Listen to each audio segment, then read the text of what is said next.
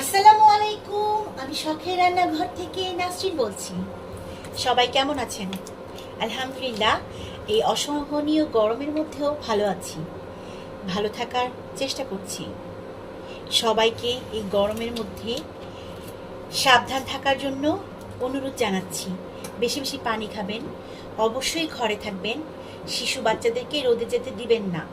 এই প্রচণ্ড গরমে, অসহনীয় গরমে অনেক মানুষ অসুস্থ হয়ে যাচ্ছে। সবাই আপনারা সাবধানে থাকবেন। আজকে প্রতিদিনের মতো রান্না বসিয়ে দিলাম দুপুরে। আজকে আমার বস নাই, তো আমার রান্না বান্নার ঝামেলা নাই। আমরা দুইজন বাচ্চা আর আমি তিনজন, তো অল্প রান্না, তবু আপনাদের সঙ্গে শেয়ার করছি। যদিও এই মাছ ভাজতে আমি খুব ভয় পাই, কারণ এই মাছ খুব এরা আমার ছোটাছুটি, নিজে তো তেলে জ্বলবে, অন্যকে কেউ জ্বালাবে। এই মাছ দিয়ে আমি বোধ দিয়ে রাখি।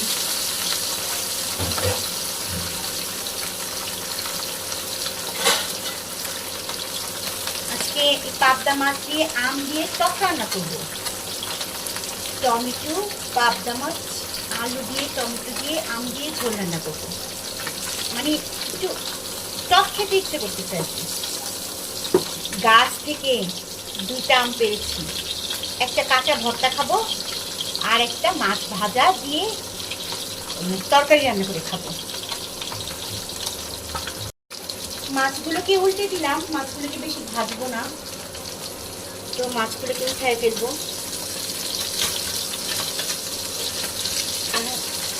একটু পাতলা ঝোল ঝোল হবে। মানুষ কাঁচা মাছ দিয়ে রান্না করে, কিন্তু আমি তো কাঁচা মাছ খেতে পারি না, আর এমনিতেও আমি পাবদা মাছ খাই না। আমি শুধু চিংড়ি মাছ খাই আর ইলিশ, আর কোনো মাছ আমি খাই না।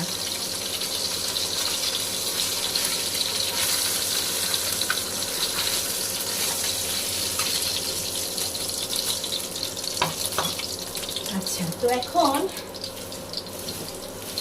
মাছ উঠানো আমার হয়ে গেছে, এখন তরকারিটা বসাই দিব। আজকে একদম হালকা পাতলা রান্না করব, 2-3টা তরকারি রান্না করব। তো আমার পছন্দের খাবার হচ্ছে ইলিশ মাছ, চিংড়ি মাছ, গরুর মাংস। আমি মুরগির মাংসও খাই না, আর অন্য কোনো মাছ খাই না। হ্যাঁ, ছোট মাছ আমি খাই, ছোট ছোট মাছগুলো খাই।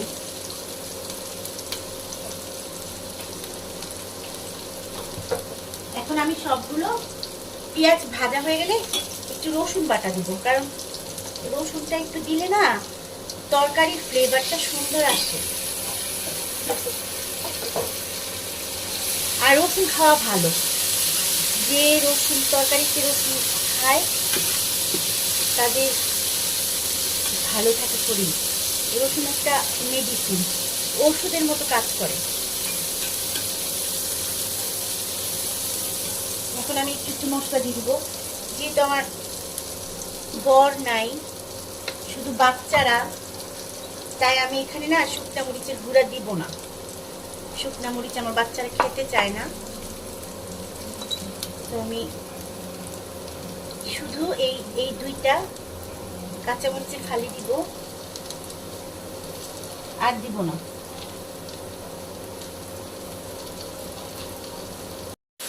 মশলাগুলো কষানো, ভালো করে কষিয়ে নিব। আরে ধোয়া উঠিস না, রে ধোয়া উঠিস না। ওই যে নোয়াখালীর একটা আপু আছে না, রাখি আপু, ওনার ব্লগ আমি খুব দেখি। মানে যাদের ব্লগ দেখে আমার ব্লগ করার স্বাদ জাগছে, ওই রাখি আপু আগে মানে চ্যানেলে বলতো, আরে ধোয়া উঠিস না, রে ধোয়া উঠিস না। তো তখন আমি ভাবতাম কিসের আবার ধোয়া উঠে। এখন আমি বুঝছি যে রান্না করতে গেলে এখান থেকে ধোয়া উঠে। তবে রাখি আপুকে আমি খুব পছন্দ করি, উনি ওনার আঞ্চলিক ভাষায় এত সুন্দর করে কথা বলে, বিশেষ করে তার মরিচ খাওয়া, ও আমার এত ভালো লাগে। আমার মাঝে মাঝে ইচ্ছা করে এই মরিচটা বলি যে আপু আমার জন্য বাংলাদেশে একটা মরিচ পাঠাই দিবেন প্লিজ। আমি তার খুব বড় একটা ফ্যান, আমার ভালো লাগে। রাখি আপু এত কষ্ট করে বিদেশে, সংসার, বিজনেস, ও আমার খুব ভালো লাগে। ঘাম চোখের মধ্যে লাগছে, সেই চোখ জ্বলতেছে একদম, মানে ঘাম কত বাজে একটা জিনিস, তাই না? জ্বলতেছে। তো এই যে আমার মশলাটা ভালো করে কষানোর পর আমি টমেটো দিয়ে দিয়েছি। টমেটোটা আমি গলাবো না, এটাকে আস্তে আস্তেই রাখবো, কারণ রান্না করতে করতে টমেটো একা একাই গলে যাবে। আর এই যে আলু দিয়ে দিলাম। এখন এটাকে খুব ভালো করে আমি কষিয়ে নিব। তরকারির কালারটা কিন্তু খুব সুন্দর এসেছে না, খুব ভালো লাগছে। আসলে কি, রান্না যদি দেখতে সুন্দর না হয় ওইটা খেতে এত ভালো লাগে না।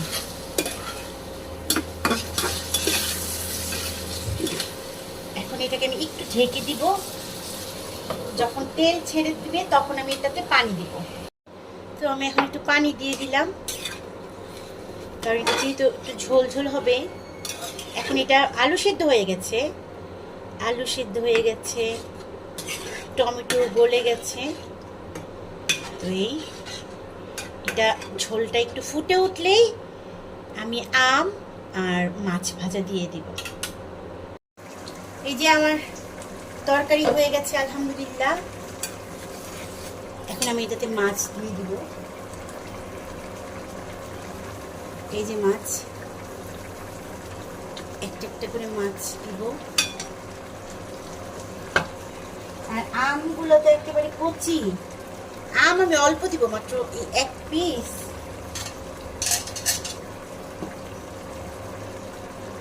2 পিস এবং 3 পিস। 3 পিস আম দিব, কারণ এই আম যে টক, সেজন্য 3 পিস আম দিলাম। আর এই মাছগুলো দিয়ে দিলাম। এই আমটা আমার হাফ সিদ্ধ হবে, ফুল সিদ্ধ হবে না। আর সাথে কিছু ধনেপাতা দিয়ে দিব।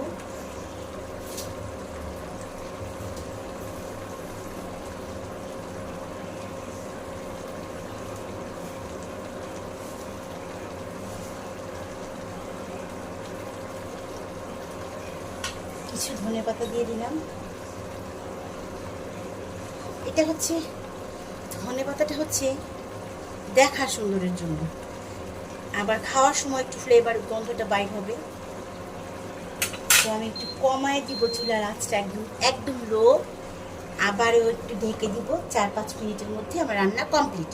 এখন আমি রান্না করবো, এটা নামিয়ে বরবটি দিয়ে ভাজি। আরেকটা রান্নার রেসিপি আজকে আপনাদেরকে দেখাবো। ওইটা হচ্ছে মিষ্টি কুমড়া ভাজি। অনেক বাচ্চারা খেতে চায় না, সেই ভাজিটাকে মাছের মতো ভেজে দিব। তো এটাকে আমি এখানে হলুদ, মরিচ, ধনে গুঁড়া, লবণ সব একসাথে দিয়েছি।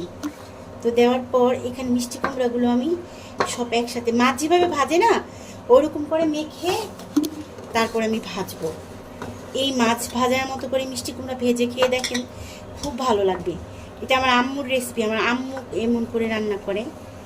আমি তো, আমার বাচ্চারা মিষ্টি কুমড়া খেতে চায় না, তো একদিন বাড়িতে যাওয়ার পর আমার মা এইভাবে মিষ্টি কুমড়াটা ভেজে আমার বাচ্চাদেরকে দিয়েছিল, ওরা খুব মজা করে খেয়েছে। তো ওই তারপর থেকে আমি এই মিষ্টি কুমড়ার ভাজাটা এইভাবে ভাজি। তো এটা আমার 15 মিনিট এটাকে আমি রেস্টে রাখবো। তো এটা রেস্টে থাকতে থাকতে আমার বরবটি ভাজিটাও হয়ে যাবে। তো এটা ভাজার সময় আপনাদের সঙ্গে শেয়ার করব। এখন বরবটিটা ভাজি করে নিই।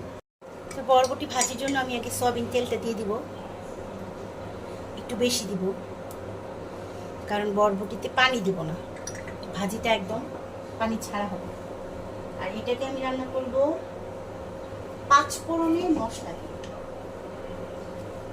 5 ফোড়নের মশলা দিলে ভাজি খেতে ভালো লাগে। অনেকে এখানে জিরা ফোড়ন দেয়, কিন্তু জিরাটা আমার কাছে ভালো লাগে না। আমার কাছে ভালো লাগে, এইটা দিয়ে বেশি ভালো লাগে।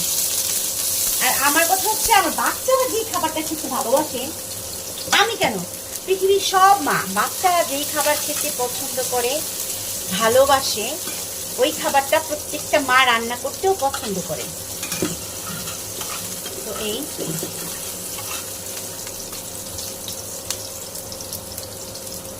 এটাতেও আমি 2টা কাঁচামরিচ খাই দিব, কারণ এরা মরিচ খাইতে পছন্দ করে না।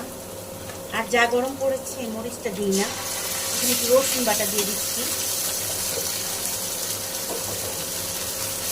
রসুন বাটাটা দিলে তরকারির ফ্লেভারটা সুন্দর আসে। যারা আমাকে খুব সুন্দর সুন্দর কমেন্ট করেন তাদের জন্য অনেক ভালোবাসা। আসলে আমি কল্পনা করতে পারি নাই যে আমাকে এত সুন্দর সুন্দর কমেন্ট আপনারা করবেন। আর এক ভাইয়া আমাকে কমেন্ট করেছে যে সে রান্না দেখে তার খুব ভালো লাগে কিন্তু তাকে সে খেতে পায় না। তো আমি তো আপনাকে মোবাইলের মধ্যে খাইতে দিতে পারবো না, খেতে হলে আমার বাসায় চলে আসতে হবে। আমি নরসিংদীতে থাকি, আমার গ্রামের নাম হচ্ছে ঘোড়াশাল, ভুইয়ার গ্রাম। আমি ঠিকানা দিয়ে দিলাম, আপনারা সবাই আসবেন, আমার বাসায় খেয়ে যাবেন, পেট পুরে খেয়ে যাবেন ইনশাআল্লাহ। মেহমান আসলে আমি খুশি হই। মেহমানদেরকে আল্লাহ তাআলা দান করে, আল্লাহ যখন খুব খুশি হয় তখন মেহমান পাঠায়। তো আপনারা সবাই চলে আসবেন, আমি আপনাদেরকে খুব মজার মজার রান্না করে খাওয়াবো ইনশাআল্লাহ। তো আমি এখানে একটুখানি হালকা একটু হলুদ দিব,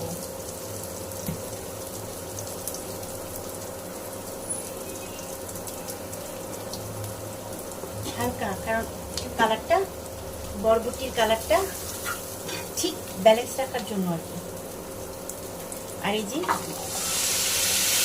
বরবটিগুলো আমি ঢেলে দিলাম, আর কিছুই দিব না। ও আর একটু লবণ দিতে হবে, লবণ না দিলে সেটা খাওয়াই যাবে না।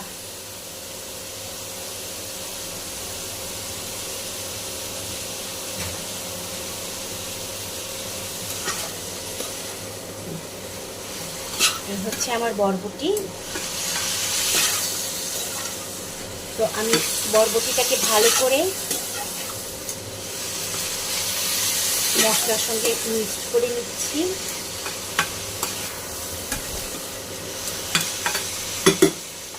এবং ঢেকে দিচ্ছি। এই তো আমার ভাজিটাই হয়ে গেছে, কারণ এটাতে আমি কোনো পানি টানি দিব না। পানি টানি দিলে ভাজি একদম এটা মজা লাগবে না।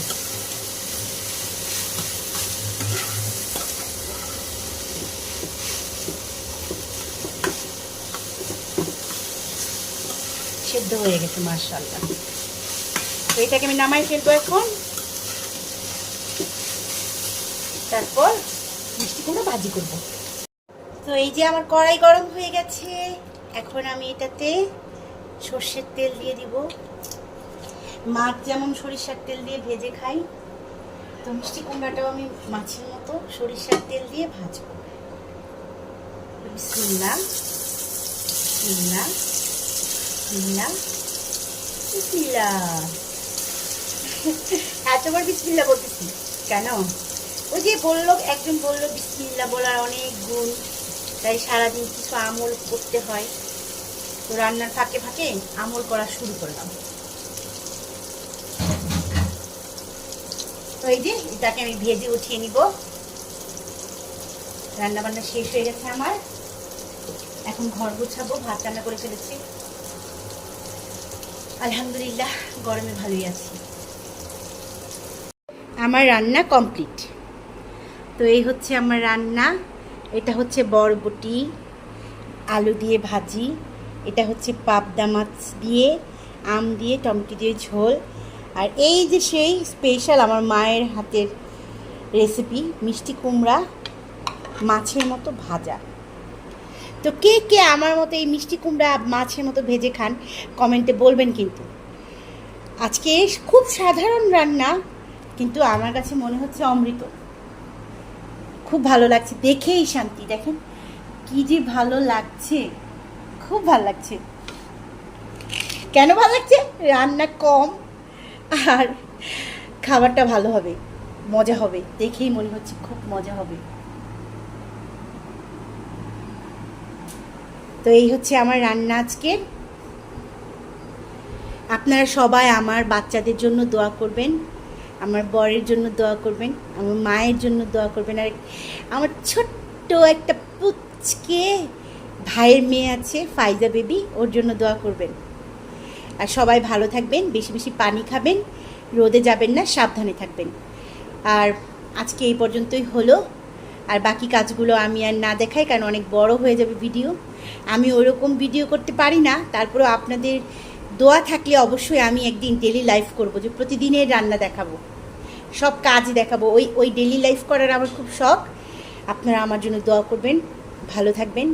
অনেক ভালোবাসা, অনেক দোয়া, অনেক ভালোবাসা সবাইকে। আসসালামু আলাইকুম, আল্লাহ হাফেজ।